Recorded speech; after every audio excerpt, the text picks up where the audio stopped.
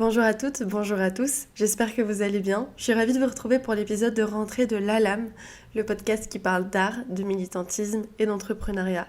Et pour bien commencer cette année, on va voir comment construire sa communication en tant que créatif.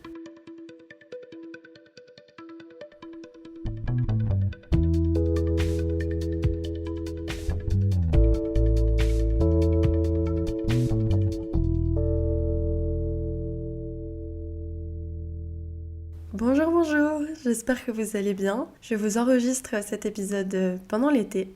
Il fait chaud à Lyon en ce moment, voilà, et j'essaye de m'y prendre à l'avance pour pouvoir vous faire du contenu. J'espère que votre été s'est bien passé.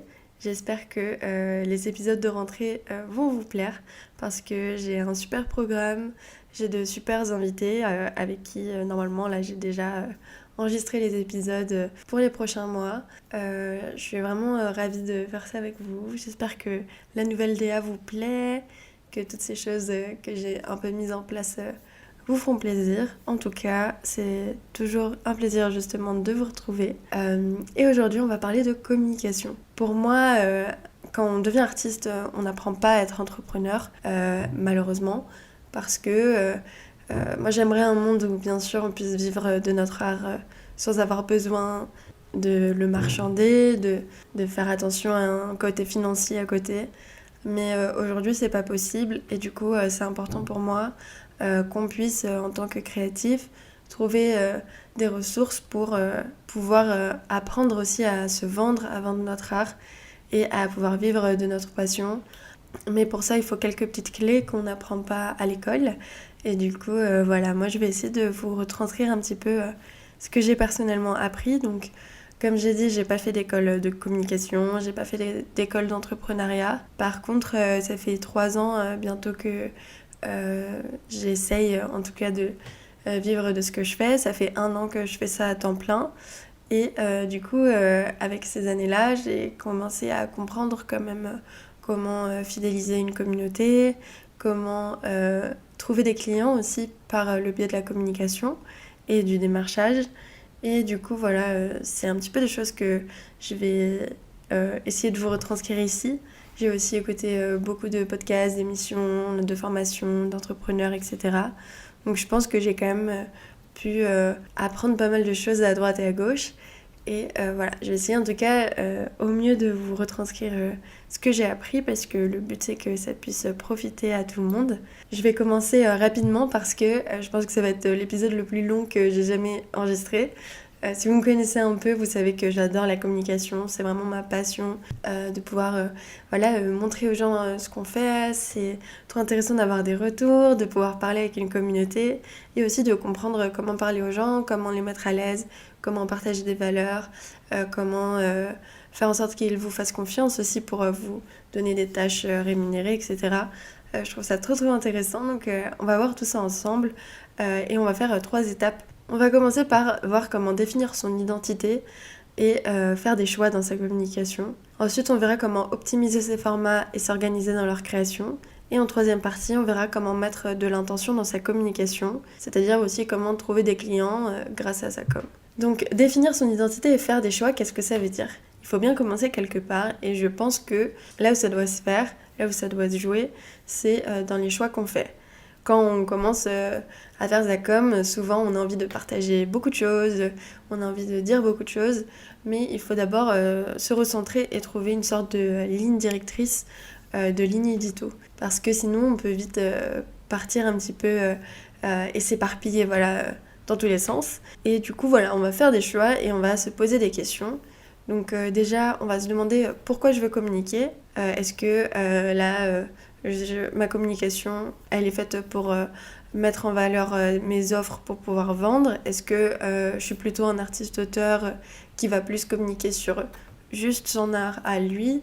Est-ce que je suis plutôt un artiste engagé et qui ne veut pas vivre par exemple de sa passion ? Dans ces cas-là, je vais essayer de communiquer que sur mes valeurs. Ou alors, est-ce que c'est un mélange de tout ça ? Est-ce que je veux communiquer pour me faire connaître ? Est-ce que pour trouver des clients ? Encore une fois, voilà. Ça va être un peu se poser les questions de pourquoi je veux communiquer. Ça peut être tout, hein. Ça peut être les 4 en même temps, moi c'est le cas.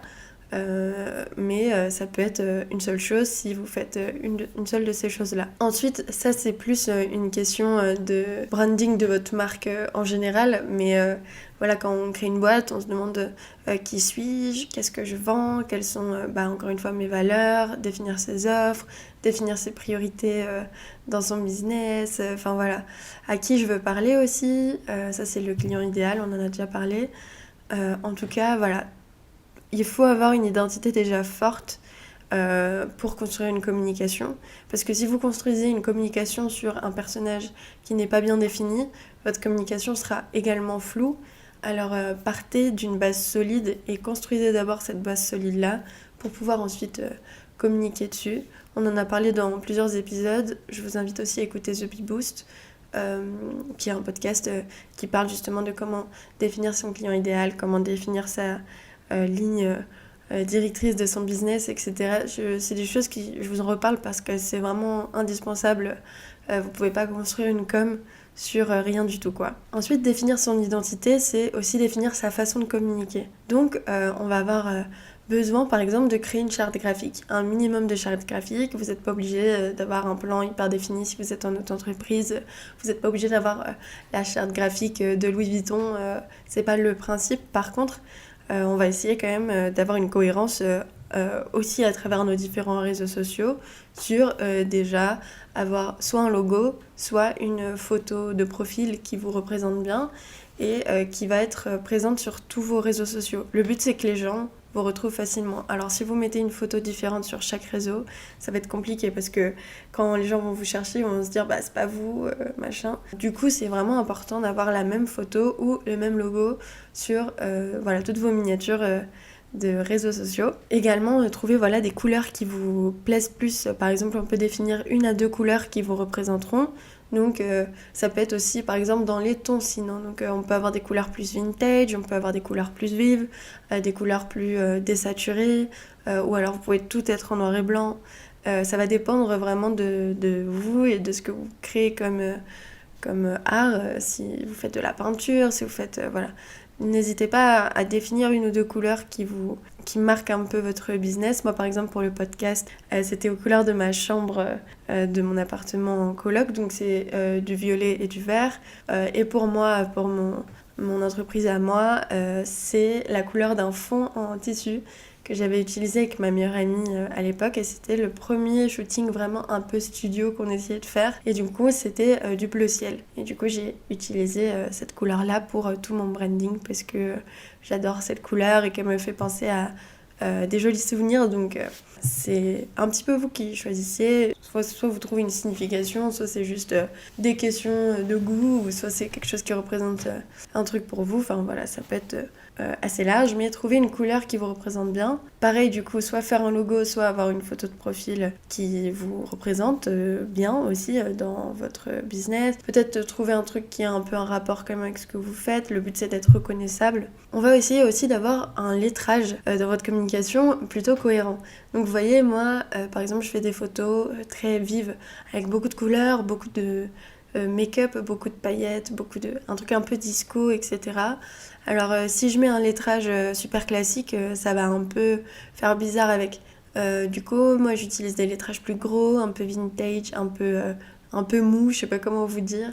J'aime bien les lettrages qui bavent un peu, qui sont un peu trop gras, quoi. Alors que ma sœur, par exemple, qui a un style très classique, le lettrage classique, ça va bien avec sa communication parce que c'est cohérent. Après, bien sûr, on peut jouer sur les 2 tableaux, mais le truc, c'est d'être un petit peu cohérent sur la longueur aussi. Du coup, si vous commencez avec un certain style de lettrage, en tout cas, essayez de rester un petit peu dans cette vibe-là au moins un petit temps. Et ça, on verra aussi par la suite que c'est important de pas changer tous les 2 secondes de DA complètement, parce que sinon les gens ils vont plus s'y retrouver, ou alors ils vont croire que vous n'êtes pas sûr de vous, etc. Et si vous êtes par exemple comme moi en photo, si vous n'êtes pas sûr de vous sur votre visuel, c'est un peu compliqué vu que vous faites quand même un métier visuel justement, et être sûr de votre visuel, c'est aussi être sûr de votre style, et ça peut vouloir dire des choses plus larges. Donc en tant qu'artiste, artiste, on est censé quand même avoir une DA bien construite parce que c'est le cœur de notre métier. Du coup, faire attention à ça et faire en sorte que ça tienne sur la longueur, encore une fois, pour pas paraître indécis. Voilà, ça c'est quand même assez important. Donc quand vous avez défini votre charte graphique, quand vous avez défini ce que vous voulez faire sur les différents réseaux, pourquoi vous êtes là et qui vous êtes, on va aussi choisir des réseaux sur lesquels vous allez vous pencher en priorité parce qu'on ne peut pas tout faire. Souvent on veut être sur Insta, sur LinkedIn, sur Facebook, sur YouTube, on veut être sur Twitter, on veut être sur Snap, non, je pense qu'il n'y a pas beaucoup de gens qui veulent être sur Snap, mais on veut être sur TikTok, etc. Ça fait beaucoup et ça fait beaucoup de travail. On va le voir par la suite niveau organisation, etc. Mais on va essayer de soigner nos réseaux. En tout cas, si on a un but marchand ensuite, le but c'est que vous fassiez vraiment de la communication la plus clean possible, la plus logique et régulière. Et du coup, si vous allez sur plein de réseaux, vous avez quand même plus de chances de vous éparpiller. Après, ça c'est à vous de voir. Si vous, la communication, vous voulez que ça prenne une grande place dans votre business, vous pouvez carrément vous étaler sur plusieurs réseaux, mais par contre, voilà, il faut savoir que ça va vous prendre plus de temps. Parce qu'on va voir par la suite qu'il y a des techniques pour recycler son contenu, etc. Mais même quand on recycle, en fait, juste faire un post, ça prend du temps. Et ça, on s'en rend pas compte. Mais moi, juste faire un post Insta de mes shootings, ça me prend 2 à 3 heures. Parce que je veux optimiser, je veux trouver vraiment les photos que je veux écrire la bonne description, je veux faire les bonnes stories, mettre la bonne musique, etc. Tout ça, ça prend du temps. Pareil, quand j'écris un post LinkedIn, ça me prend une vingtaine de minutes. Enfin, tout ça, c'est quand même du temps dans votre journée sur lesquels vous travaillez pas sur d'autres choses. Donc, à vous de voir, c'est vous qui choisissez. Moi, par exemple, je me suis concentrée seulement sur certains. Et pourtant, je trouve que je passe quand même beaucoup de temps à communiquer. Mais je me consacre à Instagram parce que c'est avec ça que j'ai commencé et que je trouve que c'est quand même un réseau assez global, on va dire, qu'il y a pas mal de gens dessus et que c'est assez intéressant parce que c'est un réseau où vous avez quand même la place de faire de longues stories, de pouvoir communiquer un peu plus en profondeur. Je me suis aussi penchée sur LinkedIn parce que c'est là où je trouve la plupart de mes clients. En vrai, LinkedIn, c'est vraiment bien pour le business. Donc LinkedIn, j'aime beaucoup. Sur Facebook, je n'ai pas de Facebook, j'ai juste un Facebook personnel et c'est avec celui-là que je vais aller démarcher sur des groupes de musiciens, etc. Mais on en reparlera après. Donc j'ai pas vraiment de compte Facebook. Par contre, des fois je m'en sers pour communiquer quand même. Pour plus démarcher que communiquer d'ailleurs. Et ensuite j'ai le podcast, donc je suis sur Spotify, YouTube et d'autres applis, mais je compte pas ça comme un réseau social, je compte ça plus comme une plateforme de diffusion. Pareil, ensuite vous pouvez voir d'ailleurs si votre communication, vous voulez l'étendre à de la communication papier ou alors à de la newsletter, etc. La newsletter en entreprise c'est très utilisé. Donc voilà, c'est quand même des possibilités à explorer. Par contre, encore une fois, ça veut pas dire que vous êtes bloqué dans ces groupes-là. Par exemple, moi j'utilise quand même, comme je vous ai dit, Facebook pour aller démarcher dans des niches qui m'intéressent, sur des groupes qui m'intéressent, je vais proposer mes services. Ensuite, imaginons que demain je fais une expo ou un événement où je veux ramener des gens. Je vais sûrement imprimer des flyers et les mettre dans des endroits que j'aime bien, comme Paul Trade à Lyon ou comme le Patchwork Café, voilà, dans des coworking, des trucs comme ça.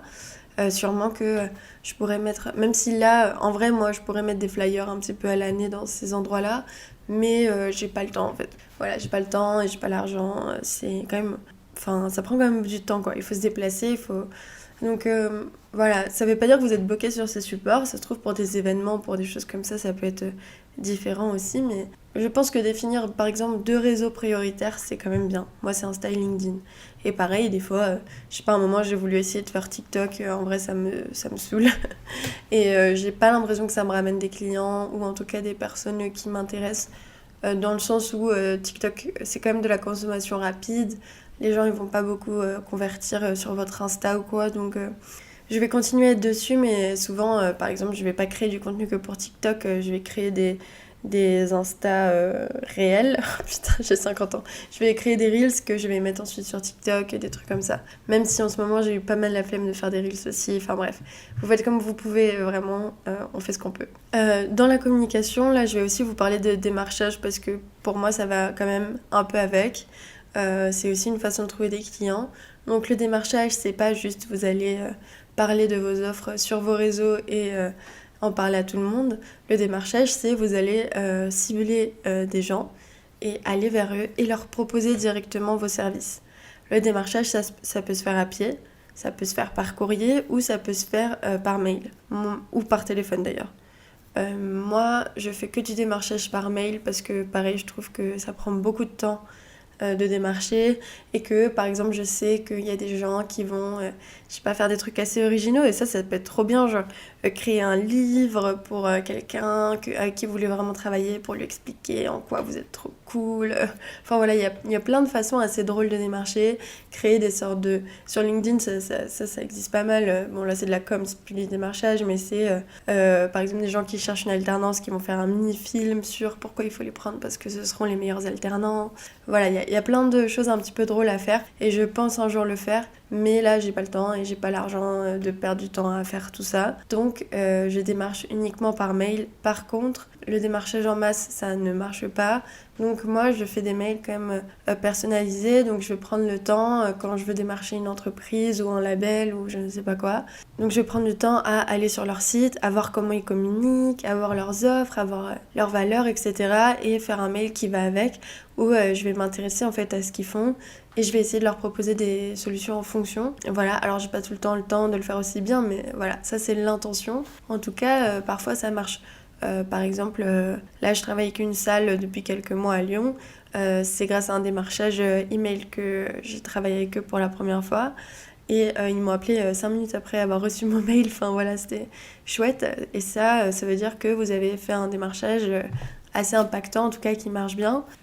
Par contre, voilà, le démarchage, c'est aussi beaucoup de non-réponses. Donc il faut pas s'attendre à ce que ça marche tout le temps. Et moi, j'ai pas envie de vous faire un épisode tout de suite dessus parce que je pense que j'ai pas trouvé la méthode encore vraiment parfaite pour le faire parce que j'ai quand même beaucoup de démarchages et pas beaucoup de réponses. Et je pense que c'est normal. Mais voilà, je vous en parlerai plus quand je serai plus calée dessus. Mais dans la recherche d'identité et dans les choix qu'on doit faire dans sa com, de où je fais ma com, etc., intégrez le démarchage dedans et demandez-vous comment vous voulez démarcher. Et pareil, on ne peut pas passer la semaine à démarcher non plus. Donc vous allez par exemple choisir une des méthodes et essayer de la travailler au mieux pour que ça devienne un peu soit votre marque de fabrique, soit en tout cas que vous deveniez experte dans cette façon de démarcher là. Parce que si on fait un peu de tout le temps, bah du coup ça prend plus de temps à comprendre. Je pense que c'est mieux en tout cas pour le démarchage. Par exemple, si vous faites du démarchage mail et que vous faites que ça, c'est pas mal parce que du coup ça vous permet d'apprendre vraiment à bien écrire et quand vous avez un peu le skill pour savoir bien démarcher par mail, là peut-être vous ouvrir à autre chose. Enfin, c'est mon conseil, mais vous faites ce que vous voulez. Et dernier petit point dans cette partie, ça va être du coup quel format je veux proposer. Pareil dans cette recherche d'identité, vous allez avoir une façon de communiquer qui n'est pas pareille que les autres. Chacun va avoir son ton, chacun va avoir ses valeurs. Le ton, c'est important aussi. Est-ce que vous voyez les gens? Est-ce que vous tutoyez les gens? Est-ce que vous parlez avec un langage soutenu? Est-ce que vous parlez avec un langage plus familier? Est-ce que vous faites des vannes? Est-ce que vous êtes hyper sérieux? Est-ce que des fois vous faites des trucs un peu coup de poing, vous êtes énervé contre des trucs et vous allez défendre des valeurs? Est-ce que pas du tout? Voilà, est-ce que vous êtes plutôt doux? Est-ce que vous êtes plutôt rentre dedans? Je sais pas. Mais en tout cas, tout ça, le ton, c'est quelque chose de très important et les formats aussi. On va connaître des youtubeurs pour des formats, on va connaître des influenceurs pour d'autres formats et on peut pas tout faire encore une fois, même si on aimerait. Et je pense que si, on peut tout faire à terme, mais en tout cas, quand on commence, on peut pas tout faire. Et c'est important aussi de se montrer expert dans certains trucs. Voilà. Encore une fois, c'est toujours un peu la recherche et la quête de légitimité, de montrer qu'on sait faire. Parce que plus vous montrez que vous savez faire, plus les gens vont avoir confiance et vont vous appeler pour vos skills. Donc je pense en tout cas personnellement que c'est compliqué de faire autant des posts, que des trucs écrits, que des courts-métrages, que des réels, que des trucs, que des machins. Enfin, vous allez perdre du temps. Là, je parle pas dans une création artistique, hein. Je parle dans une recherche de clients, par exemple. Encore une fois, ça va vous prendre du temps. Donc, essayez de vous concentrer sur des formats qui peuvent marcher et, par exemple, les faire revenir de façon récurrente. Ça peut être un petit peu votre marque de fabrique. Je sais pas, vous vendez des vêtements, vous allez faire des réels, on va dire toutes les 2 semaines. Vous allez faire un réel de les meilleurs outfits qu'on peut faire avec vos pièces, des meilleurs trucs et machin. Enfin, essayez de faire des formats comme ça qui reviennent. Les formats qui reviennent, c'est des choses qui marchent très très bien, ça fidélise la communauté et c'est quand même hyper intéressant. Moi personnellement je fais ça par exemple avec les favoris de la semaine et ça me permet de partager aussi mes valeurs et de mettre en avant des gens que j'aime beaucoup et ça peut être plein de choses. Enfin j'ai aussi d'autres formats qui reviennent mais en tout cas voilà, essayer de trouver des choses qui vont revenir un petit peu sur le long terme, ça peut être une bonne façon de fidéliser votre communauté justement. Voilà, tout ça pour dire que l'identité dans votre communication, ça va être le nerf de la guerre. Et autour de cette identité-là, de ce personnage que vous vous créez, parce que ce sera jamais entièrement vous, ça va être une facette de vous, ou plusieurs facettes de vous, mais que vous allez mettre en scène en fait un peu. Les réseaux sociaux, c'est de la mise en scène et c'est pas forcément malsain, c'est un peu du théâtre quoi. Faut que vous donniez envie aux gens en fait de vous suivre, que vous trouviez des contenus intéressants, une façon de parler un petit peu décalée.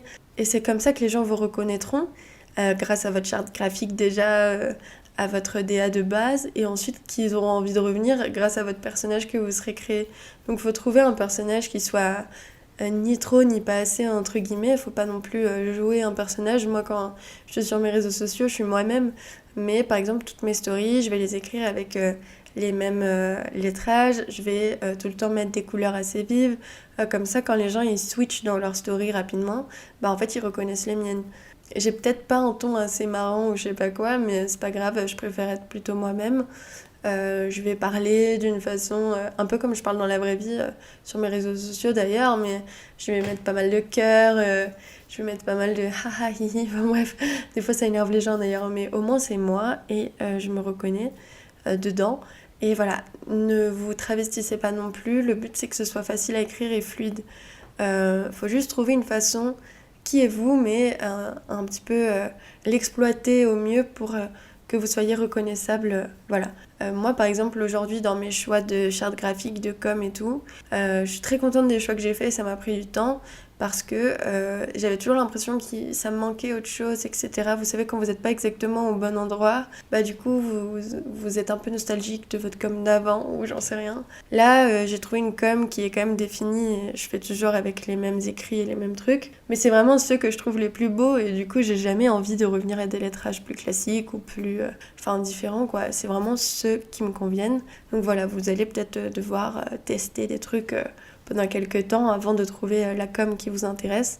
Mais voilà, c'est pas grave, vous avez le droit de changer. Encore une fois, le truc c'est juste essayer de réfléchir un peu plus longtemps, de tester un peu plus longtemps avant de changer toutes les 2 secondes de com. À un moment, il va falloir quand même choisir, en tout cas une DA assez vague qui vous fasse être reconnaissable aussi quoi. Mes phrases ne veulent rien dire, c'est pas grave. On va passer à la deuxième partie du podcast. Maintenant que vous avez trouvé votre identité et que vous avez choisi où vous voulez la communiquer, on va voir comment optimiser ses formats, optimiser son temps et comment s'organiser dans la création et la communication de tout ça. Encore une fois, la communication, ça prend du temps et oui, certes, ça va vous ramener des clients, mais il ne faut pas oublier de ne pas se perdre dedans, c'est pas censé être votre activité principale, vous n'êtes pas censé passer votre temps à faire ça non plus, on peut vite se perdre dedans et du coup ne plus avoir le temps pour le reste. Alors le but là, ça va être de tenir sur la longueur et de voir comment on peut s'organiser et optimiser notre temps pour que notre communication, on la fasse avec envie déjà, en racontant des trucs qui nous font plaisir, mais qu'en plus ça atteigne son but et que on puisse ne pas perdre tout notre temps non plus dedans. Voilà, le but c'est que ce soit agréable mais efficace. Premièrement, on ne communique pas pour rien. Chaque format, chaque post va avoir un but précis. Aussi, on ne communique pas pareil par rapport au réseau social où on sera. Il va falloir adapter son ton, sa façon de parler et les choses que l'on va raconter par rapport au réseau donné. Par exemple, je vais parler d'un shooting sur Insta, je vais le partager et je vais dire en story, voilà, j'ai aimé le faire parce que si, parce que ça, bon, vous me voyez faire des stories, hein, vous savez comment je parle. Et ensuite, je vais aussi le partager sur LinkedIn à un autre moment, ce même shooting, mais je dirai pas les mêmes choses. Je dirai aussi les choses dans lesquelles je crois, etc. Mais Instagram et LinkedIn, je les utilise pas de la même façon. Et LinkedIn, je vais par exemple faire le post différemment. Par exemple, voilà, quand vous écrivez une description de post Instagram, vous l'écrivez d'une certaine façon. Quand vous écrivez un post LinkedIn, par exemple, vous l'écrivez d'une autre façon. Les posts LinkedIn, c'est des choses qui sont très très codées. Tout le monde écrit un peu ses posts de la même façon. Souvent, vous avez, ce qui marche en tout cas, c'est des posts où vous avez une catchphrase, genre une phrase vraiment un peu punchline que vous mettez en haut qui va attirer l'esprit. Parce qu'il faut savoir que LinkedIn met que des résumés de posts et du coup, c'est les deux premières phrases entre guillemets qui seront un peu importantes et du coup qui vont devoir donner envie à la personne de dérouler votre post. Donc voilà, toujours une phrase un petit peu impactante. Et pareil, la façon dont on les rédige, souvent, quand même, les posts LinkedIn qui marchent, c'est quand même des posts où vous avez une phrase ou deux, et ensuite on saute à la ligne et machin. En fait, c'est des posts très aérés qui montrent que ça va pas être trop dur à lire, pardon. Pareil, une phrase, ça veut dire une idée. On va pas écrire des phrases pour rien sur LinkedIn, on n'a pas le temps. On va pas juste répéter deux fois la même chose. Enfin voilà, vous n'avez pas beaucoup de phrases, vous n'avez pas beaucoup de mots, alors vous allez dire des choses assez impactantes dans chacun de vos paragraphes, en tout cas des trucs intéressants. Et aussi, moi personnellement, je partage toujours un lien parce que c'est ça qui m'intéresse sur LinkedIn, c'est de ramener les gens vers mon site. Alors, du coup, j'essaye de toujours les ramener vers mon site, même si quand vous mettez pas de lien, je sais que les posts tournent plus, mais moi, je m'en fous qu'ils tournent beaucoup mes posts. Le but, c'est que les gens qui me suivent aillent sur mon site. Moi, mon but, c'est de convertir, c'est pas forcément d'avoir une visibilité de ouf. C'est pour ça d'ailleurs que sur mon Instagram ou quoi, j'ai pas non plus des millions d'abonnés. Parce que mon but, c'est surtout de partager mes valeurs, c'est surtout de parler avec ma communauté. Et sinon, je ferais plein de réels, plein de trucs comme ça. Ce serait bien que j'en fasse plus, parce que les réels, c'est ça qui m'apporterait plus de visibilité et tout. Mais voilà, c'est pas non plus mon but à terme. Même si plus on écoute ce que je dis et plus je peux partager mes valeurs à grande échelle. Mais voilà, le but, ça va être voilà, d'adapter votre langage, d'adapter votre façon de parler en gardant votre DA un petit peu de base par rapport à là où vous allez communiquer. En tout cas, je pense que le Graal de la communication et ce qui est vraiment commun à tout le monde, quoi que vous vouliez faire dans votre communication, ça va être d'avoir un plan de communication. Le plan de communication, c'est le nerf de la guerre et vraiment, j'insiste là-dessus parce que ce qui va vous rendre professionnel dans votre communication, ce qui va faire que vous avez une bonne image, ça va être surtout votre régularité. Si vous communiquez beaucoup pendant 2 semaines, que vous n'êtes plus là pendant 1 mois, que vous revenez pendant 3 semaines à fond et que vous n'êtes plus là pendant 2 mois et que machin, les gens ils vont se dire mais en fait on sait pas quand est-ce qu'on peut le contacter, on sait pas quand est-ce qu'on peut l'appeler, on sait pas quand est-ce que la personne elle travaille vraiment là-dedans ou est-ce que non, ou est-ce que c'est assez perturbant en fait quand on suit quelqu'un et qu'il part, il revient, il part, il revient. Le but ça va être d'être la personne qui sécurise sa communauté et qui lui fait se sentir à l'aise, serein quoi, et qui sait quand est-ce qu'il peut compter sur vous, quand est-ce que non. Moi quand je pars en vacances, je l'annonce tout le temps avant. Voilà, et c'est pas grave si vous partez sans le dire, on n'est pas non plus... voilà, faut pas non plus croire qu'on est indispensable. Mais le truc, ça va être d'être clair, voilà, d'être le plus clair possible sur vos intentions, d'être le plus clair possible sur vos dates, vos calendriers, etc. Et d'être le plus régulier possible pour que les gens sachent qu'ils peuvent compter sur vous, en fait, tout simplement. Et aussi avoir une com régulière, ça montre aux gens que vous êtes organisé pour pouvoir le faire, que vous avez réfléchi à une organisation précise pour pouvoir tenir ce rythme de communication. Et du coup, les gens ils vont se dire peut-être que si il est organisé ou elle est organisée pour faire ça, peut-être que du coup je peux lui faire confiance pour justement des photos, pour une prestation de service, parce que c'est quelqu'un qui a l'air en tout cas professionnel, qui a l'air soigné, appliqué. Créer un plan de communication, ça va être une façon de s'organiser à l'avance dans sa com et de choisir une ligne édito en fait. Toutes les choses qu'on a réfléchi avant, donc quel format je veux faire, quel type de post, quel ton, quelle identité, où ça, etc. On va pouvoir tout le mettre là-dedans parce que vous vous rendez compte là déjà qu'on a abordé pas mal de choses et que ça fait beaucoup de choses à réfléchir et on peut vite s'éparpiller en fait. Se dire j'aimerais faire ça, ça, ça, machin, mais quand est-ce qu'on les poste, à quelle heure, quand est-ce qu'on les poste, à qui on veut parler, et ce format si je le fais le lundi, mais du coup j'ai aussi ça, et celui-là il faut le continuer, enfin en fait on peut vite ne plus savoir où mettre de la tête et s'éparpiller, et ça peut devenir une charge mentale assez grosse la com. Donc le but, ça va être de tout mettre noir sur blanc sur du papier. Par exemple, pour vos formats, organisez-vous et faites une liste des idées que vous avez pour ce format-là. Pareil, un autre format, la liste des idées que vous avez pour ce format-là. Sur tel réseau social, je voudrais faire ce type de post, hop, vous notez tout. Et ensuite, on va faire un plan de com. Et du coup, le plan de com, c'est tout simplement un calendrier que vous alliez prendre. Ça, j'en ai déjà parlé dans l'épisode, le dernier épisode avant les vacances. Et du coup, votre plan de com, ça va être une sorte de calendrier que vous allez faire sur Word, hein, j'en sais rien. Moi, j'ai un calendrier sur Word. Voilà, je vous dis tout. Et du coup, j'ai fait je vous répète ça, hein, même si je vous l'ai dit dans l'épisode d'avant, mais parce que c'est assez rapide. Moi, par exemple, personnellement, j'ai fait une semaine blanche, donc une semaine sans date, que j'ai mis tout en haut de mon calendrier, où je marque les types de formats que je veux faire. Donc par exemple, moi le lundi, je poste sur Instagram, plutôt un lundi sur deux je pense maintenant, mais en tout cas je poste le lundi sur Instagram un post de shooting artistique. Je poste également le lundi sur LinkedIn, donc ça c'est juste un post LinkedIn où je peux raconter ce que je veux. Le mardi j'ai rien à poster, du coup je fais juste des stories de ce que je fais. Le mercredi, je poste mon podcast et j'ai aussi un post sur LinkedIn à faire. Mais du coup, je sais que je vais aussi faire une story Instagram, etc. Et normalement, d'ailleurs, aujourd'hui, en septembre 2023, normalement, j'ai des réseaux sociaux du podcast. En tout cas, c'est ce que j'ai décidé au moment où je vous parle. Mais peut-être que ça aura changé. Mais voilà, du coup, je sais que le mercredi, je ferai aussi des posts pour le podcast sur le compte du podcast. Le jeudi, j'ai rien, mais pareil, je fais des stories, des trucs comme ça. Et le vendredi, j'ai mes favoris de la semaine. Pareil, peut-être que ça aura un peu changé d'ici à ce que je vous poste ce podcast, mais voilà, je sais que j'ai ça comme bloc dans la semaine. Et des fois, le vendredi, je fais aussi un post LinkedIn, mais ça dépend si j'ai beaucoup de trucs à poster ou pas. En tout cas, je sais que j'ai 2 à 3 posts LinkedIn par semaine à faire, que j'ai un podcast toutes les 2 semaines à poster et que j'ai un shooting artistique toutes les 2 semaines à poster. Alors du coup, comment je vais faire ça ça va être justement la deuxième étape de cette organisation-là. Mais du coup, je sais que j'ai ça en fait à faire. Et ensuite, avec toute notre liste d'idées qu'on a sur le côté, on va un petit peu les éparpiller au fur et à mesure. Donc j'ai ma semaine blanche au-dessus.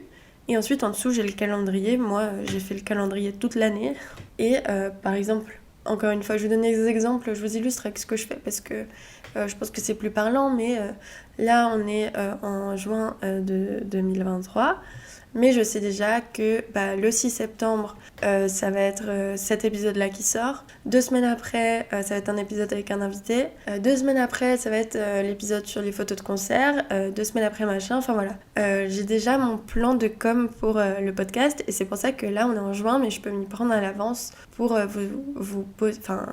enregistrer les épisodes et ensuite poster ça à l'avance pour que, comme ça, le jour même, j'ai plus rien à faire. Et ça me fait gagner beaucoup de temps parce qu'aujourd'hui, par exemple, j'enregistre 2 podcasts. La semaine pro, je vais prendre une après-midi pour monter les 2 podcasts et les publier. Et du coup, ça me prend que ça. Alors que si je le faisais juste un podcast par un podcast machin, ça me prendrait plus de temps. Donc ça, c'est aussi de l'optimisation, ça s'appelle du time bashing et ça veut dire que par exemple votre com, vous pouvez la faire je sais pas, sur une après-midi et par exemple si vous avez envie, préparez votre post LinkedIn à l'avance, vous pouvez faire vos 3 posts LinkedIn de la semaine à l'avance.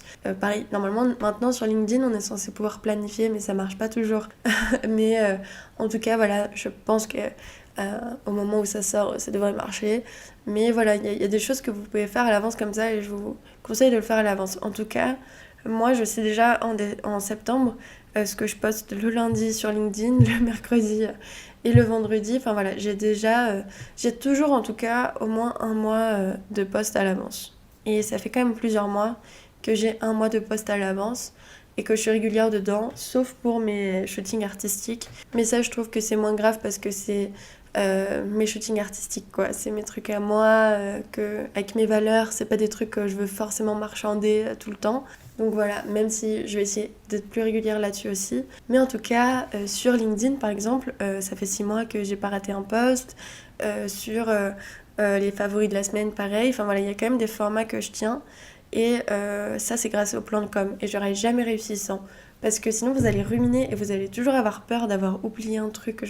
Ça vous permet vraiment de mettre à plat toutes les choses que vous avez à poster, de pas en oublier et comme ça d'optimiser vraiment vos posts et voilà, d'avoir toujours quelque chose à poster, toujours quelque chose à dire. Et sans forcément recréer du contenu à chaque fois. En LinkedIn, je prends des photos que j'ai modifiées pour mes clients, pour mes projets à moi. Donc j'ai juste à les reprendre et les poster sur LinkedIn. Je ne vais pas créer des photos pour LinkedIn. Avec ce plan de com, du coup, vous allez vous définir votre régularité. Moi, j'ai défini ça parce que j'ai fait des tests avant et que je sais que 2 à 3 posts LinkedIn par semaine, ça me convient par rapport à mon rythme à moi. Peut-être que vous, ça vous conviendra pas.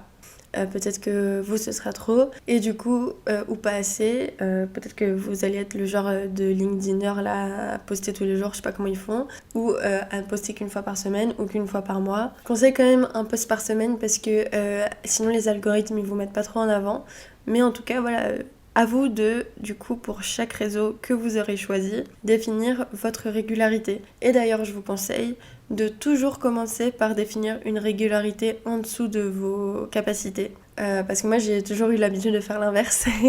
Je définis tout le temps des capacités au-dessus de ce que je peux faire et du coup, j'arrive pas à tenir. Et du coup, ça se voit et c'est gênant. Par exemple, le podcast, très bon exemple. J'étais en mode un podcast par semaine. Frérot, c'est impossible. Vraiment. Donc voilà, maintenant je sais qu'un podcast toutes les 2 semaines, c'est parfait, c'est le bon rythme. C'est assez souvent pour pouvoir poster souvent et en même temps pas trop souvent pour pas avoir que ça dans mon emploi du temps et perdre trop de temps dessus.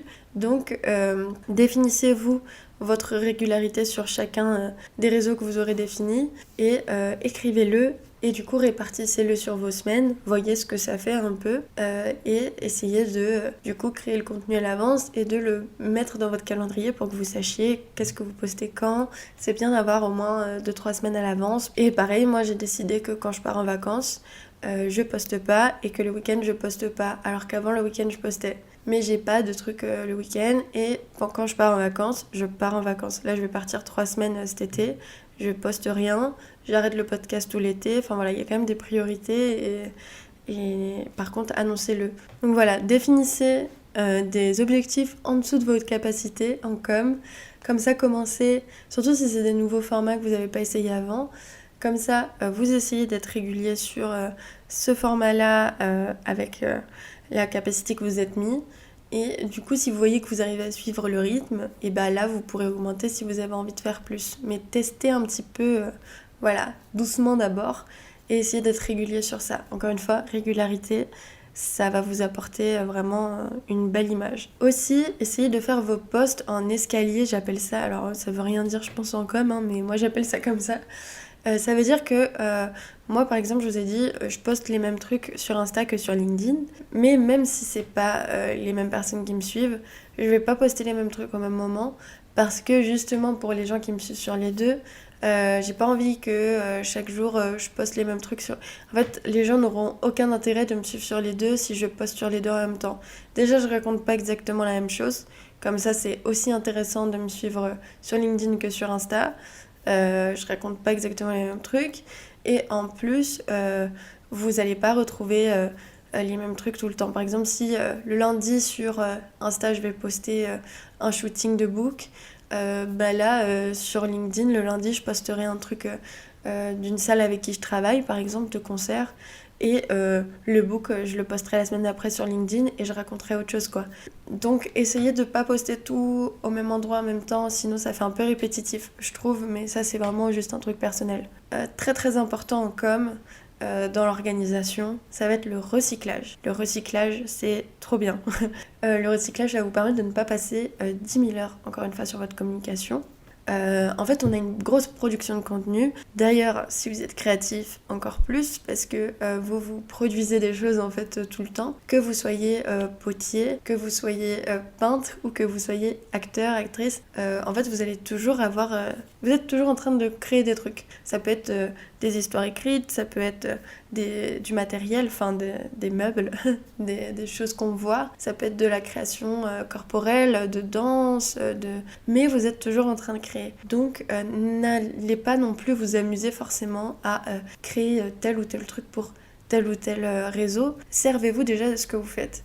Alors vous pouvez du coup créer un nouveau format et produire de l'art juste pour ce format-là, c'est très bien aussi, hein. Mais vous ne pourrez pas le faire pour tous vos formats.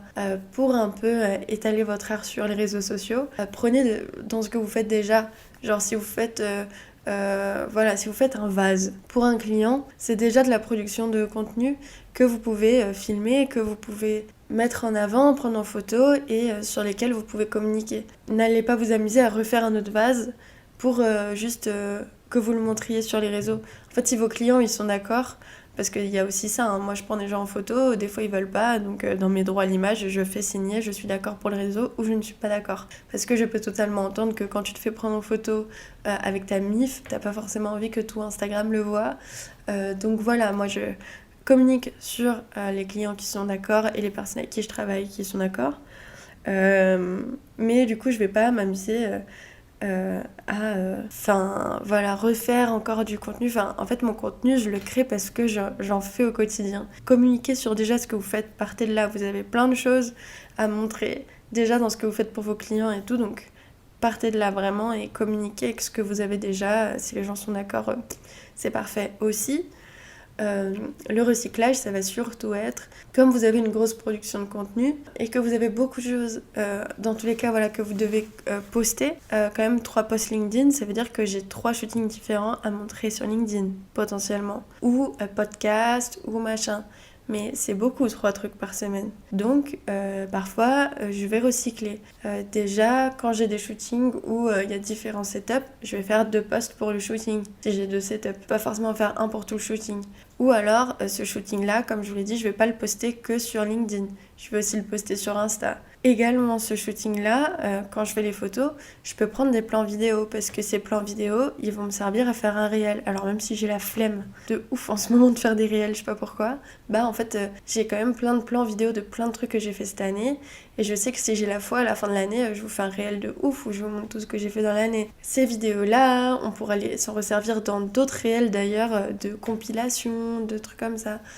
Par exemple, moi avant je faisais des réels un peu backstage de mes shootings et ensuite je refaisais un réel avec mes 5 derniers shoots avec juste une vidéo un peu stylée avec les photos et de mes 5 derniers shoots. Donc voilà, après je faisais des sortes de compiles. Pareil, le recyclage ça peut être aussi d'un format à l'autre. Dans le sens où, par exemple sur LinkedIn, je parle pas mal aussi de ce que je vis, etc. dans mon activité. Et par exemple, des sujets que je vais aborder dans le podcast, je peux aussi les aborder sur LinkedIn ensuite. Ça va me faire une sorte de trame. Les gros points que j'ai abordés dans ce podcast, je peux les remettre sur LinkedIn de façon hyper résumée. Et par exemple, je peux faire des cross-formats. Donc j'ai fait un post sur les retouches peau et j'ai voulu faire en fait un shooting où je montre que moi-même je retouchais ma peau avant, qu'on se voit différemment, machin. On retouche tout le temps les peaux et que moi-même je l'ai fait pendant super longtemps et que en fait j'aimerais ne plus le faire ou en tout cas beaucoup moins et machin. Et que c'était important pour moi tout ça parce que je le vis.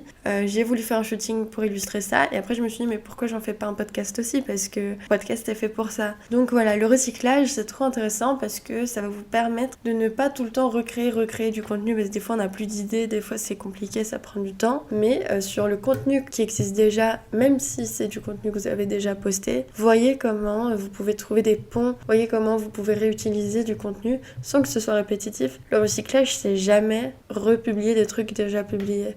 C'est pas ça. C'est que vous allez reprendre du contenu et le publier autrement, mais vous allez en faire une nouvelle chose quand même. Ça va pas être... je vais pas, moi, demain sur Insta, republier un shooting que j'ai déjà publié il y a 6 mois. Genre, ça aurait aucun intérêt. Par contre, des photos que j'ai prises il y a 6 mois, je peux en profiter pour faire un post avant-après sur LinkedIn, j'en sais rien. N'hésitez pas à noter à chaque fois aussi, hein, d'ailleurs, parce que ça fait... beaucoup de choses, beaucoup d'idées. Moi, dès que j'ai des idées, je les écris parce que sinon, je sais que ça me tourne dans la tête. Et je pense que c'est le cas de beaucoup d'artistes. Je pense qu'on peut se comprendre là-dessus. Et j'aimerais bien faire un podcast sur tout ça aussi, la création, les idées et tout. Comment essayer de utiliser votre cerveau plus sainement, parce que moi je sais des fois ça me fait une charge mentale de ouf, j'ai plein d'idées, c'est trop bien, mais là ça fait 3 jours que j'ai pas dormi parce que j'ai plein d'idées et que j'arrive pas à faire taire mon cerveau. Donc maintenant dès que j'ai des idées, je les écris, comme ça j'ai plus peur de les oublier. Mais comme je suis assez bordélique, avant je les écrivais pas, donc voilà, faites attention à tout ça.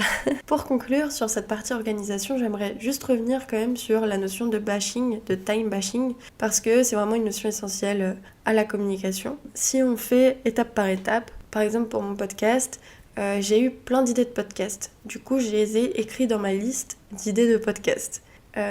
Après les avoir écrits sur ma liste d'idées de podcast, je vais les avoir mis dans mon tableau, dans mon calendrier pour savoir quand est-ce que je vais les poster. Maintenant que je sais quand je vais les poster, je vais définir une après-midi dans ma semaine où, par exemple, je peux enregistrer 3 épisodes en une après-midi. Plus de 3 épisodes, ça va être compliqué parce que ça veut quand même dire pour moi plus d'1 heure par épisode à parler. Donc parler 4 heures, c'est quand même très long. Mais voilà, je vais essayer du coup de les enregistrer d'un coup, les monter sur peut-être une semaine, mais en tout cas regrouper les montages, regrouper le moment où je crée les miniatures. Et tout ça, ça va me faire économiser un temps incroyable. Le bashing, c'est vraiment important et ça vous permet d'ailleurs de pouvoir condenser parfois toute votre com. Au début, c'est plus compliqué parce qu'on prend du temps à tout faire et qu'on sait pas trop quoi mettre à l'avance, etc. Mais vous verrez que quand vous êtes habitué à faire de la com et quand vous en faites depuis longtemps et quand vous êtes habitué à faire vos plans de com et tout, vous pouvez vraiment écrire tous vos posts LinkedIn à l'avance. Vous pouvez presque faire vos stories Insta à l'avance pour n'avoir qu'à les poster ensuite. Vous pouvez faire toutes vos planifications de posts LinkedIn, toutes vos planifications de podcast très à l'avance. Le problème qu'on a, je trouve, quand on commence, et moi c'était ça que j'avais au début de l'année dernière, mais que j'ai plus du tout maintenant, c'est que je voulais tout le temps poster direct ce que j'avais fait. Et du coup, j'avais rien en avance. Et du coup, je pouvais pas faire de plan de com parce que j'avais plus rien à poster vu que je m'étais précipitée à poster. Vous verrez ensuite que ce n'est pas grave si vous ne postez pas ce que vous faites directement. Et le problème, c'est qu'on n'a pas tout de suite la reconnaissance, quoi. Poster quelque chose que vous avez fait, ça va vous ouvrir à de potentiels nouveaux clients, ou alors si c'est un truc de valeur, à des discussions sur des valeurs qui vous tiennent à cœur. Enfin, poster, c'est quand même le moment de reconnaissance qui fait du bien à l'ego, où on va vous féliciter pour ce que vous avez fait, quoi.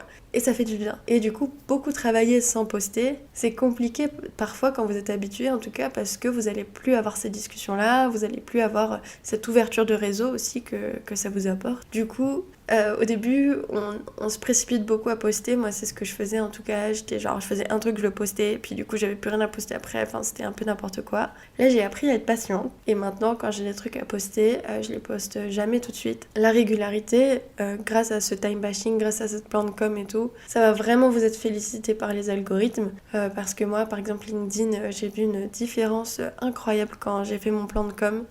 Quand je faisais pas mon plan de com et que j'avais pas fait de veille sur LinkedIn pour savoir comment faire un post LinkedIn un peu optimisé, je postais sur LinkedIn pendant 6 mois et très régulièrement. J'avais eu aucun client. J'ai fait un plan de com, j'ai vu comment optimiser mes posts et j'ai pas beaucoup de likes. LinkedIn, c'est pas le truc où vous allez forcément percer, sauf si vous êtes incroyable. Je sais pas comment font les gens, mais j'ai pas énormément de j'aime sur mes posts, mais les gens les voient, les gens les commentent et ça me rapporte beaucoup de clients LinkedIn. Je suis démarchée sur LinkedIn au moins une fois par semaine. Ce côté-là marche bien en tout cas. Donc voilà, je vous invite à faire tout ça et vous verrez que voilà, quand vous aurez plus d'expérience, vous arrêterez de poster directement et vous mettrez tout ça dans votre plan de com. Et je voulais redire ça parce que justement on parlait du time bashing et avoir un plan de com à l'avance, genre sur 1 mois, 2 mois, avoir des idées de ce que vous voulez poster, ça va vous permettre de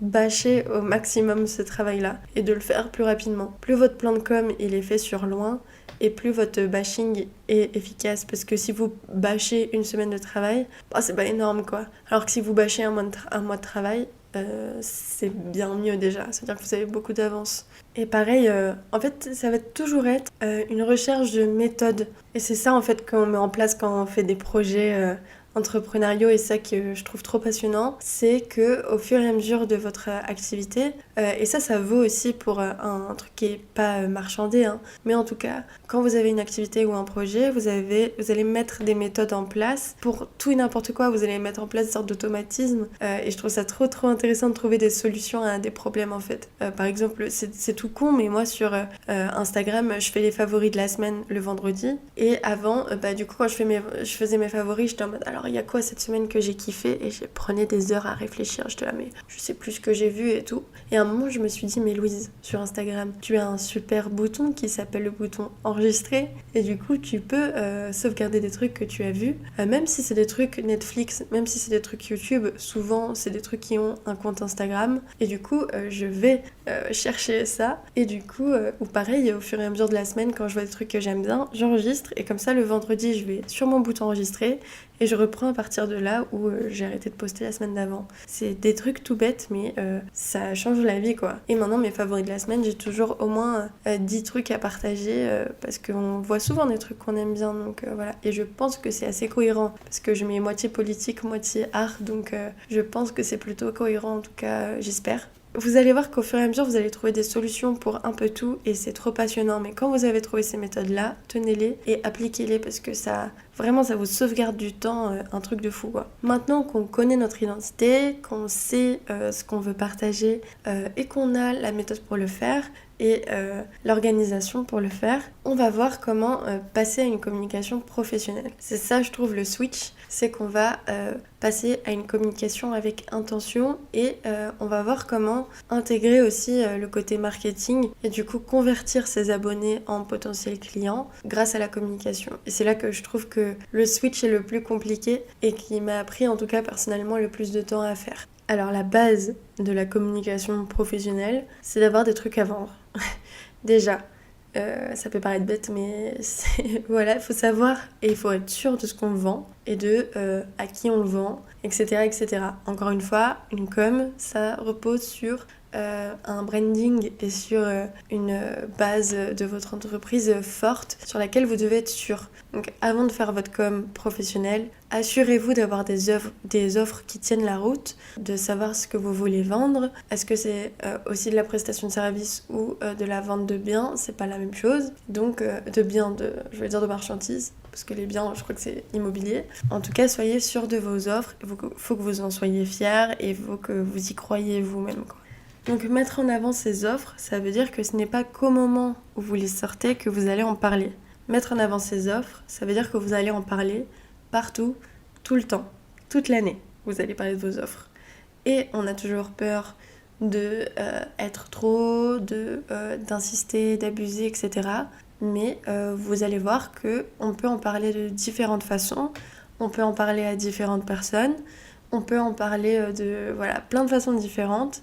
Ce qui fait que en fait, ça va pas être répétitif, ça va pas être abusé, mais que sans écœurer les gens, vous allez leur rappeler souvent que vous êtes là si jamais. Par exemple, c'est tout bon, mais on croit souvent que quand on va faire plusieurs stories Insta sur différentes semaines qui vont rappeler nos offres, on va être relou. Mais il faut savoir qu'il y a plein de gens qui voient pas toutes vos stories Insta déjà. C'est très fluctuant. Et du coup, on va pas forcément retomber sur 2 fois la même story qui parle du même truc. Même si vous en reparlez de la même façon, ça veut pas dire que les gens vont tout le temps le voir. Et que peut-être que sur les 3 fois où vous en avez parlé, ils l'auront vu qu'une fois ou 2. Et c'est pas trop 2 fois. Et même c'est pas trop 3 fois. Alors c'est peut-être trop 10 fois sur le même post, on a compris. Par contre, c'est là du coup qu'on va essayer de changer notre propos, changer la façon de le présenter. On n'est pas obligé non plus de faire des posts que où vous parlez de vos offres. Moi souvent je parle de mes offres après avoir montré un truc qui est en rapport. Exemple mes offres book, souvent j'ai jamais fait je crois de story sauf le moment où je les ai présentées au tout début sur mes offres book. Par contre souvent je fais des books justement et dans ces cas là je les poste en story Insta par exemple Et je dis, ah d'ailleurs, si jamais vous voulez, il me reste telle date, telle date, telle date, et les books sont à temps. Voilà. Ça rappelle que j'ai une offre book, sans dire, voilà, juste comme si je faisais de la pub. Là, j'aide les gens, je leur dis, je suis dispo à ce moment-là, si jamais, machin. Et en fait, rappeler les choses. Déjà, je crois qu'il y avait une étude qui était faite de pour qu'une pub donne vraiment envie d'acheter, il faut l'avoir au moins 7 fois, un truc comme ça. Le but, c'est de pas écœurer les gens. Le but, c'est de leur parler d'égal à égal. Faut pas les prendre pour des enfants et leur dire, vous savez, j'ai ça, ça, ça. En fait, stop. C'est pas d'en parler d'un point de vue capitaliste non plus. Je pense qu'on peut avoir une com plutôt éthique. Moi, par exemple, j'essaye de pas faire trop de soldes, de trucs comme ça, parce que je trouve pas ça hyper éthique et que je préfère être payée à ma juste valeur. Par contre, je vais parler souvent de mes offres, pas pour écœurer les gens, mais pour leur rappeler que je suis là, pour que même quand je poste pas, quelqu'un leur parle de book ou je sais pas quoi, et moi ils auront vu plusieurs fois que je fais ça, et du coup ils vont peut-être penser à moi quand leur pote va leur dire j'ai besoin d'un book ou quoi, ou quand eux auront besoin d'un book, ils vont se dire oh, c'est vrai que Louise elle l'a rappelé plusieurs fois qu'elle fait des books. Voilà. On peut aussi en parler avec des mises en scène. Il y a pas mal ça qui est fait sur Insta. Les mises en scène, ça marche bien. Ou sous le ton de l'humour, on peut raconter une histoire et faire hey, et vous savez quoi. Mais pas des trucs, je pense, trop longs ou quoi. En fait, je pense que c'est pas très cool de faire passer du temps à des gens sur un truc où on dirait une fiction et en fait c'est une pub. Ça, c'est un peu pas ouf, je trouve. Par contre, vous pouvez faire une pub où ça se voit que c'est une pub, mais drôle, ou une pub machin. Essayez d'être un peu éthique dans la façon dont vous en parlez, mais il y a plein de façons de le faire. Alors moi je reste très classique parce que j'ai pas le temps. D'ailleurs, et même sur votre site, etc., je vous conseille de pas juste faire une liste de toutes vos offres en mode ah tiens, je fais un shooting, ça dure tant de temps, il y aura tant de photos, ça coûte tant. On va plus s'attarder sur au-delà de ce que les gens gagnent matériellement. Alors oui, c'est important, mais ça va être d'axer sur le côté humain. Qu'est-ce que les gens vont gagner sur le côté humain? Qu'est-ce que les gens vont gagner en expérience, en apprentissage, au niveau des poses, au niveau de la posture, aussi au niveau souvenir, comment ils pourront utiliser ensuite ce que vous leur avez proposé, et aussi d'un point de vue personnel, comment vous voyez les choses, comment vous ressentez les shootings. Moi, j'ai adoré créer ce shooting parce que ça m'a fait ressentir ça quand je l'ai fait. Ça m'a fait plaisir parce que les gens m'ont fait tel retour et du coup j'ai vu que machin. Le côté humain c'est quand même très important parce qu'on vit dans une société de robots là où tout est maintenant très froid. Alors remettre de la chaleur là-dedans, je pense que c'est important, surtout quand on est dans de la prestation de service et que du coup vous allez être directement au contact des gens. Et ça peut être aussi le cas pour un tirage ou pour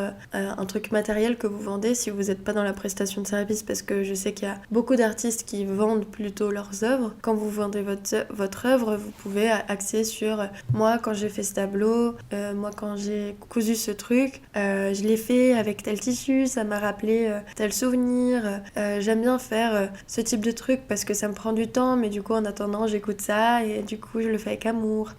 Ensuite quand vous le posez, une fois on m'a dit qu'on l'a posé dans mon salon où on m'a dit qu'on l'a utilisé et que ça a trop bien marché et que ça lui a fait plaisir parce que machin. D'ailleurs, les retours clients, les témoignages, c'est trop important et c'est une façon de légitimer en fait votre travail et de montrer que vous parlez pas juste dans le vent. En fait, il y a des gens qui achètent ce que vous faites. Vous êtes pas, vous vendez en fait, ça marche votre truc et que les gens sont satisfaits, c'est la meilleure pub.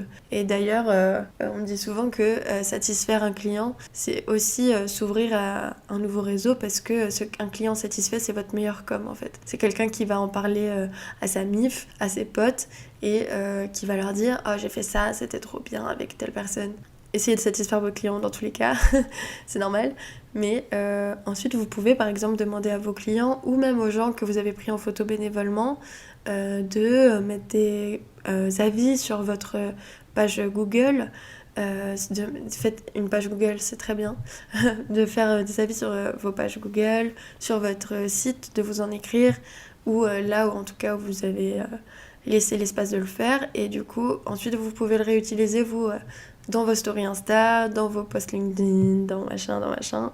on en revient toujours à la même chose. Donc en fait, dans un business, on a besoin de posts qui ont des portées différentes, donc qui ont des buts différents. Personnellement, j'ai identifié 4 types de posts un peu importants. Je crois que d'ailleurs, Aline en parle dans The Bee Boost, justement, j'essaierai de vous retrouver l'épisode. Par exemple, dans mon activité, j'ai besoin de 1 de posts qui me créent de la visibilité, 2 de posts qui me créent de la légitimité, 3 des posts qui me créent de la personnalité, un côté humain, et 4 des posts qui vont appeler à la conversion.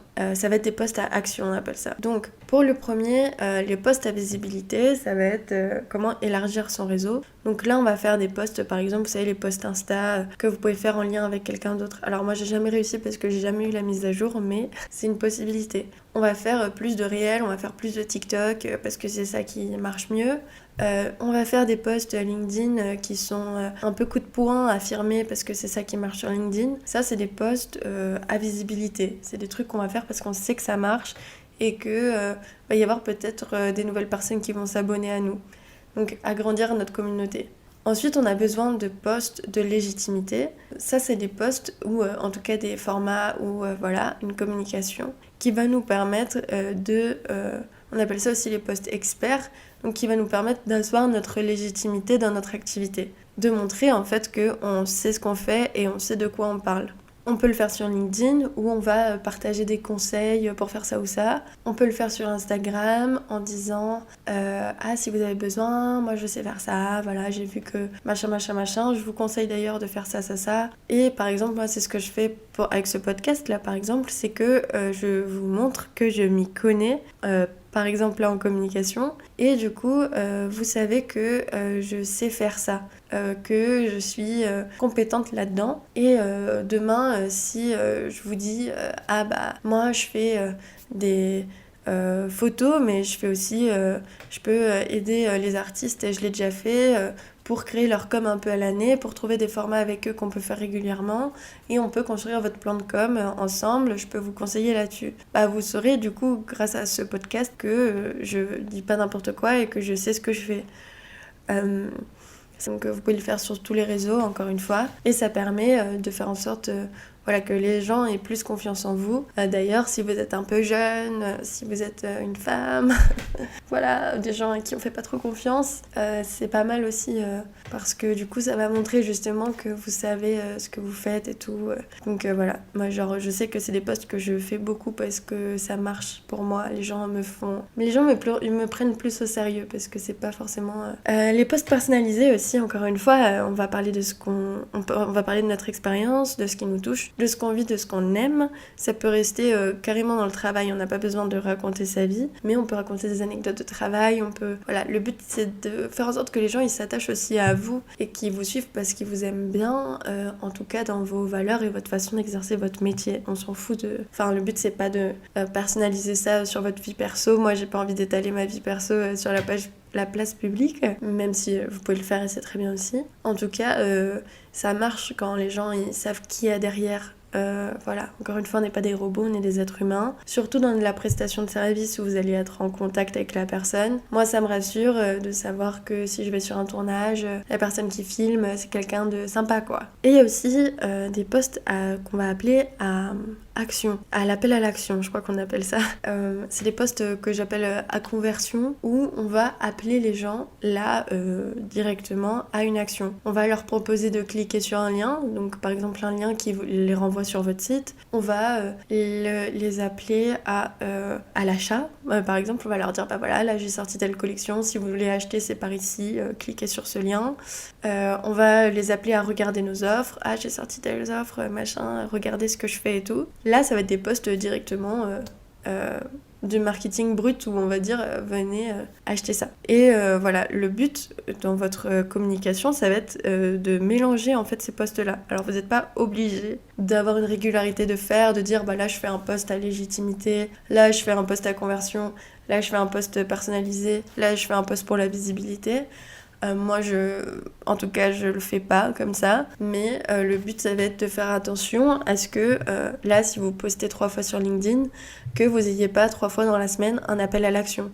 Parce que les gens, ils vont être en mode calme-toi, grosse sueur, vraiment, juste laisse-nous tranquilles, laisse-nous faire nos vies.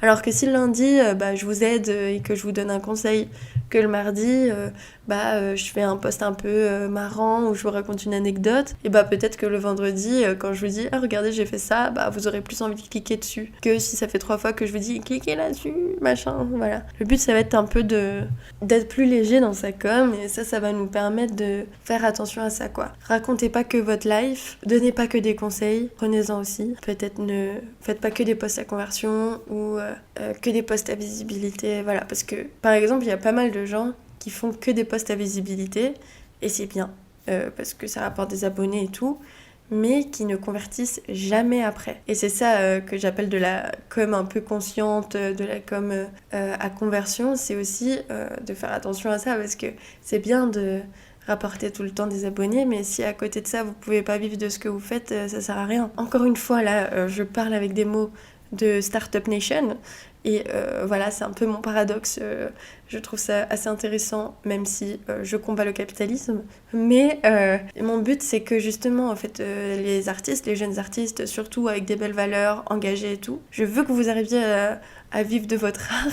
Et ça me fait trop chier parce que nous, on n'a pas ces codes-là, et que moi, j'ai passé 1 an et demi à juste galérer et à pas réussir à vendre de trucs parce que je savais pas communiquer, parce que j'avais pas de diplôme, et que j'avais jamais fait de com, j'avais jamais fait de marketing, j'avais jamais monté une start-up, et que j'avais personne dans mon entourage pour le faire. J'ai toujours besoin de me justifier, je ne suis pas de droite. Tout ça, ça vous permet en fait de comprendre les codes, voilà. Comprenons les codes pour prendre de la place dans cet univers qui ne nous a jamais ouvert de porte pour aller dedans. Et voilà, je veux que des artistes engagés, des artistes populaires, des artistes qui ne viennent pas non plus que forcément de grandes écoles ou de beaux quartiers, puissent un petit peu comprendre ces codes-là et les réapproprier en fait. J'ai envie qu'on se réapproprie ces codes-là. Je suis partie de ce que je voulais dire. Je bois mon café et je reviens vers vous. Donc ça, c'est de la com déjà un peu plus en conscience, et c'est comme ça que vous allez réussir à faire en sorte que les gens s'intéressent à vous, s'attachent à vous aussi, soient impliqués dans ce que vous faites, et peut-être du coup faire plus confiance ou vous appeler plus vous pour leurs prestations à eux. Parce que aussi ça, on peut se le prendre un peu contre nous des fois au début. C'est moi je sais que quand je faisais des photos gratos, il y avait plein de gens qui voulaient être pris en photo par moi, et quand j'ai proposé mes offres, il y avait plus personne. Et du coup, j'étais en mode, mais en fait, peut-être que je fais des trucs moches, peut-être que machin. Alors que non, souvent, c'est juste qu'on sait pas vendre. On sait pas faire en sorte que les gens nous fassent confiance. Et ils nous appellent pour ça. Et c'est pas parce que vous êtes trop cher, parce que souvent vous êtes pas assez cher. C'est pas parce que ce que vous faites c'est pas beau. Souvent, c'est juste que vous savez pas vendre.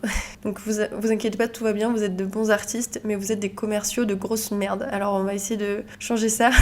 J'aimerais aussi vous donner quelques conseils supplémentaires que j'ai appris à droite à gauche, qui rentrent pas forcément dans les cases qu'on a vues au-dessus, mais qui sont cohérents avec tout ça et avec votre recherche de communication plus professionnelle. Pour avoir un petit peu une com pro, je vous conseille aussi d'être cohérent dans ce que vous racontez, dans le sens où vous avez défini vos lignes au début là. Donc moi par exemple, les gens savent que je parle de photos, de vidéos, d'art et de politique. Et du coup, si demain sur Insta je fais des stories d'un coup de mes recettes, c'est un peu chelou.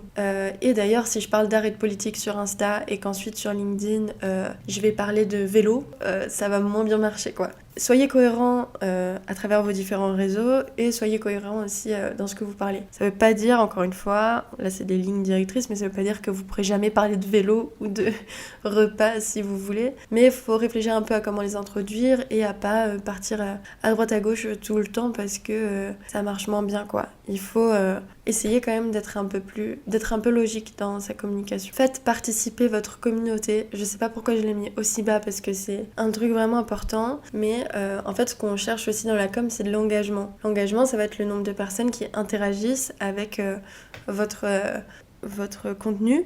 Parfois on se retrouve avec des comptes où il y a beaucoup d'abonnés mais très peu d'engagement, donc ça veut dire que vous allez le voir parce que la personne a beaucoup d'abonnés mais très peu de likes, très peu de commentaires. Ça veut dire que sa communauté elle se sent pas impliquée dans son travail, que la personne elle n'a pas assez impliqué les gens dans ce qu'elle fait, qu'elle aura pas assez demandé leur avis et tout. Une communauté engagée, ça va être une communauté qui va avoir l'impression que vous en avez quelque chose à faire d'elle. Le but sur Instagram par exemple, c'est pas juste je vais montrer ce que je je fais et j'attends que les gens admirent, quoi. Pour moi, un réseau social, et c'est vraiment le but, je pense, d'un réseau social, c'est l'interaction. Et moi, quand je poste un truc, mon but, c'est d'interagir avec des gens, même si c'est derrière un écran et tout. Ce que je recherche, ça va être des discussions, ça va être des débats, ça va être... Et les gens vont le sentir. Peut-être que je l'ai pas assez fait d'ailleurs ces temps-ci, mais je vous invite vraiment, par exemple en story, à demander leur avis aux gens. Quand vous faites des posts, posez une question à la fin, quel que soit le réseau social. Faites des sondages, demandez leur avis. Peut-être que vous pouvez même les faire participer à un shooting, genre choisissez avec moi la tenue de trucs. Ça peut être tout et n'importe quoi. Si vous faites un tableau, venez, vous pouvez passer une journée à peut-être faire un tableau spécial avec votre communauté. Alors, j'arrête pas de dire recyclez votre contenu et faites pas que des trucs pour votre com, mais parfois ça peut être marrant, quoi, sur un événement ou quoi. Moi, je pense que la fois où j'ai eu le plus d'engagement, et c'était incroyable, c'était pendant le 2e confinement. J'avais fait une photo par jour. Et un jour sur 2, c'était des photos de moi. Donc un autoportrait, c'est quand même beaucoup un autoportrait tous les 2 jours parce qu'il faut avoir des idées, quoi. J'avais rien préparé avant. Et parce que le 2e confinement, il a un peu arrivé du jour au lendemain. Un jour sur 2, c'était de la nature morte. Et ça m'avait pas mal fait travailler parce que moi, j'avais jamais fait de nature morte. Donc j'avais pas mal réfléchi pour tout ça. Et j'avais très peu d'abonnés. À l'époque, je devais avoir 600 abonnés max. Et ça m'avait fait un engagement de ouf. J'avais grave gagné en abonnés aussi. Et surtout, par rapport à mon nombre d'abonnés, mes likes, c'était trop bien. Genre, j'avais 200, 300 likes alors que j'avais même pas 600 abonnés. Ce qui est beaucoup. Aujourd'hui, j'ai 200, 300 likes alors que j'en ai 1700. Et encore, je trouve que c'est un engagement qui passe. Du coup, voilà, c'était vraiment beaucoup. Et il y a les gens qui commentaient beaucoup mes photos. On répondait tous les jours à mes stories. Mais parce que, bon, c'était aussi le contexte. Les gens avaient que ça à faire d'être sur leur téléphone. Mais c'est aussi parce que, du coup, tous les jours, je leur disais « Ah, mais venez, on fait ça ou ça. » Ou « Comment on fait ça ?» et machin.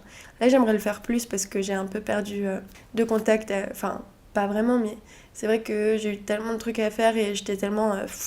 que j'ai pas réussi à tenir autant de dialogue avec les gens que j'aimerais. Mais ça va être le cas là, par exemple, j'ai fait des réseaux sociaux juste pour le podcast. Le but, ça va être que vous puissiez m'envoyer des vocaux, que vous puissiez donner vos avis sur des thèmes précis parce que du coup, la section commentaires, ce sera fait que pour ça, alors que là, je partageais que dans les stories de mon compte Instagram à moi.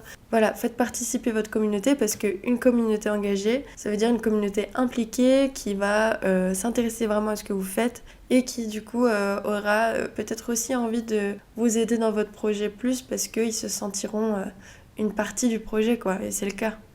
Une autre notion que j'ai pas abordée là mais que je vous mets quand même ici, c'est ce qu'on appelle le plan média. Le plan média, ça va être une technique de visibilité plutôt, où vous allez essayer d'élargir votre communauté à des communautés qui auraient pas forcément vu votre travail autrement. Parce que quoi qu'on fasse, même si on essaye de élargir notre communauté sur les réseaux sociaux, il y a quand même des algorithmes qui nous ramènent des gens qui sont un peu toujours les mêmes profils. Donc le plan média, ça va être le fait de passer sur d'autres plateformes. Donc par exemple, moi, si je vais faire un podcast avec quelqu'un d'autre, enfin, si je vais passer sur le podcast de quelqu'un d'autre, je veux dire, être invité à des événements et prendre la parole, genre des conférences, genre des expos mélangés, genre voilà, des événements de photographes où je prends la parole, machin. Ça peut être un type de plan média. Donc les gens un peu plus connus, par exemple, vont avoir un plan média quand ils sortent des trucs genre un livre, ça s'appelle un plan média que d'essayer de passer sur telle télé, tel truc. Alors le truc, c'est de toujours essayer de vous faire voir aussi, plus on vous voit, mieux c'est, sur des choses différentes. C'est hyper intéressant parce que ça vous mélange avec d'autres communautés. Je trouve ça intéressant d'avoir une communauté plus plurielle, etc.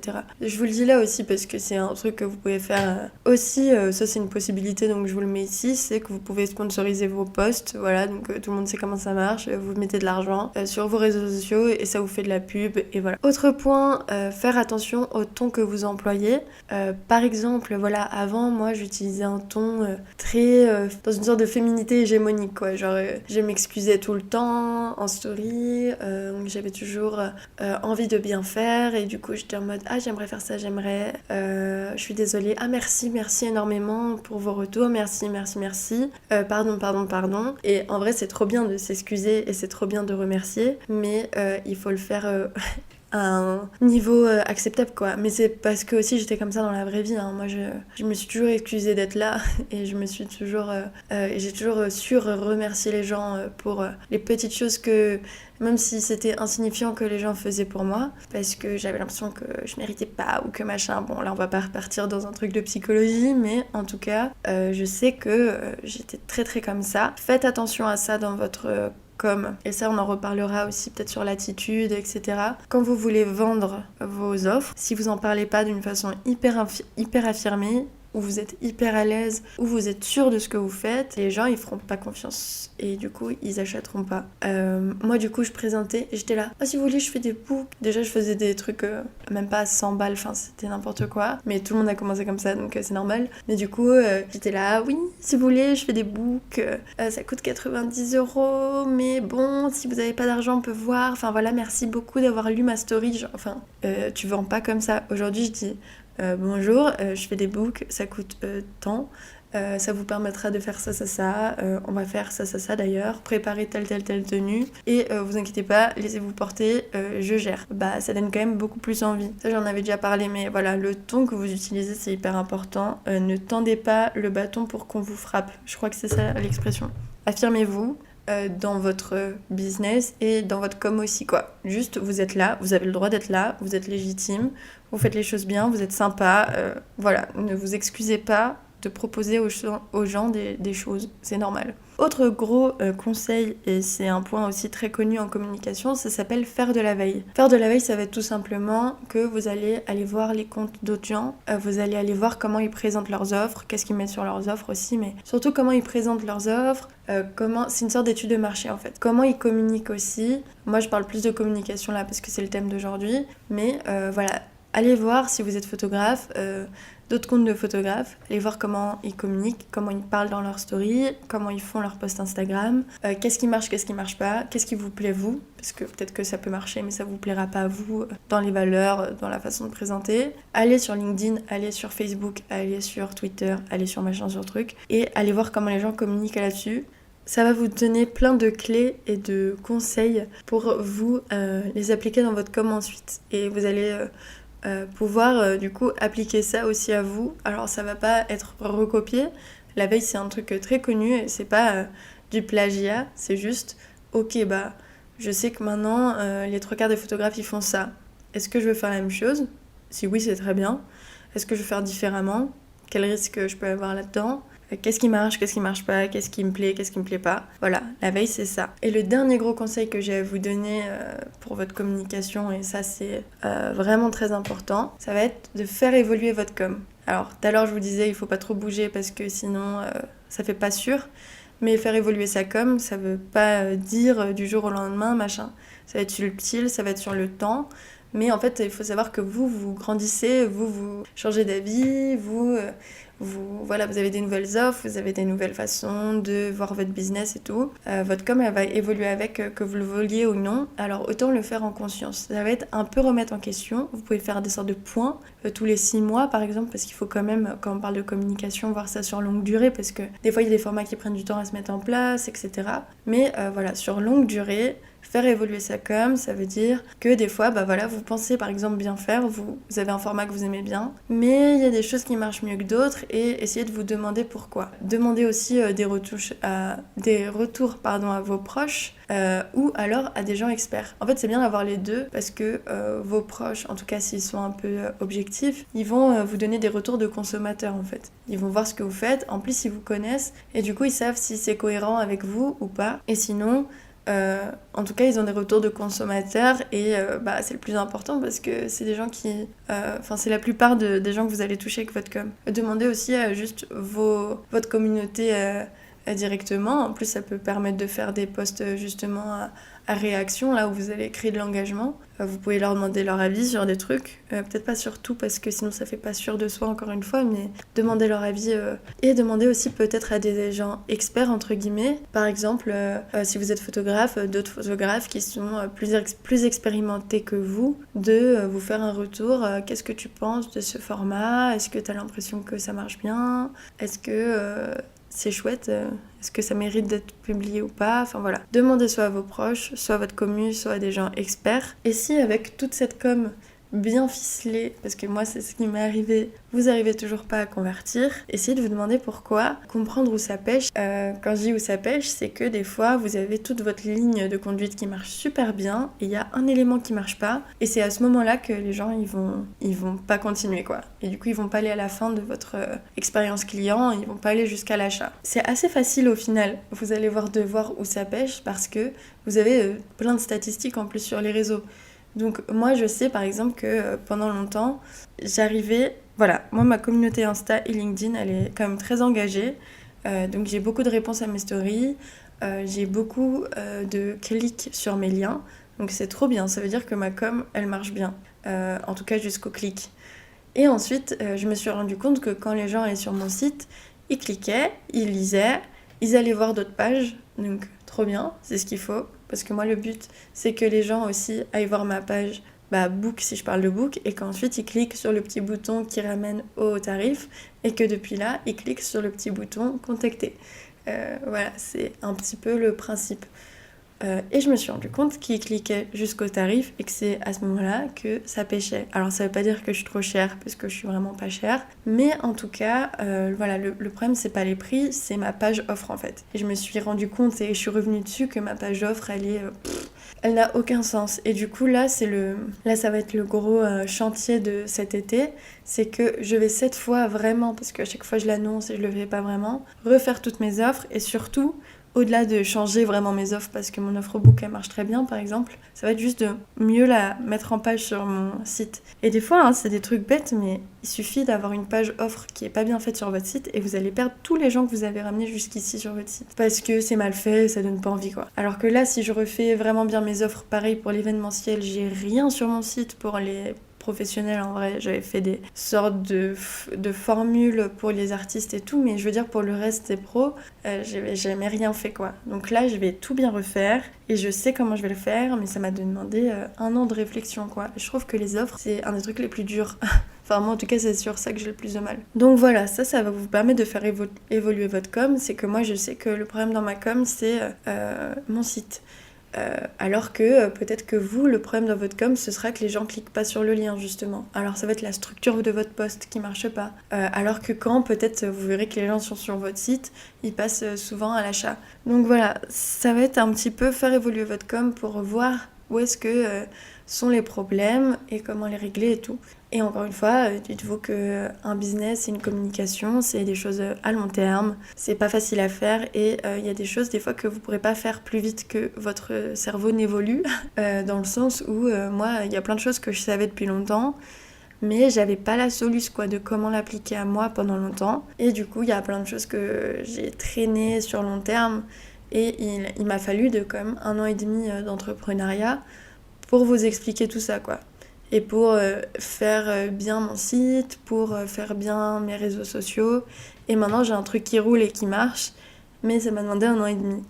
Et c'est normal, parce que j'avais pas les clés, j'avais pas les trucs.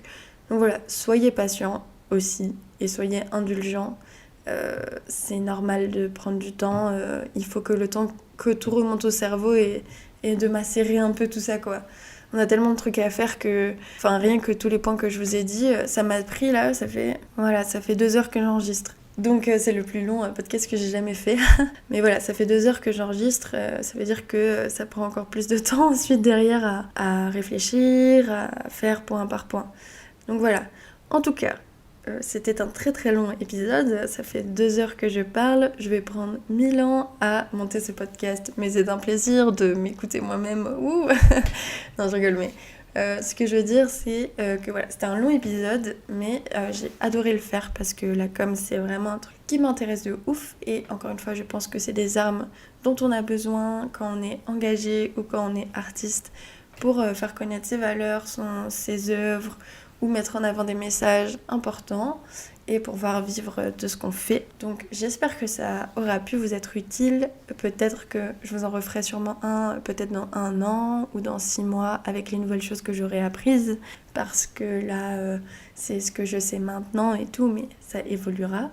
Voilà, je voulais vous faire part de ma petite expérience. En tout cas, Et n'hésitez pas à liker, à commenter ou à vous abonner au podcast ou au compte Insta. Tout est dans la description. Ça aide vraiment le podcast à se faire connaître. Donc si vous avez le temps et l'envie, vous pouvez le faire. Merci à vous. En tout cas, je vous souhaite plein de bonnes choses pour vos projets. Et d'ici à dans 2 semaines, je vous dis à très bientôt et plein de belles choses pour vous.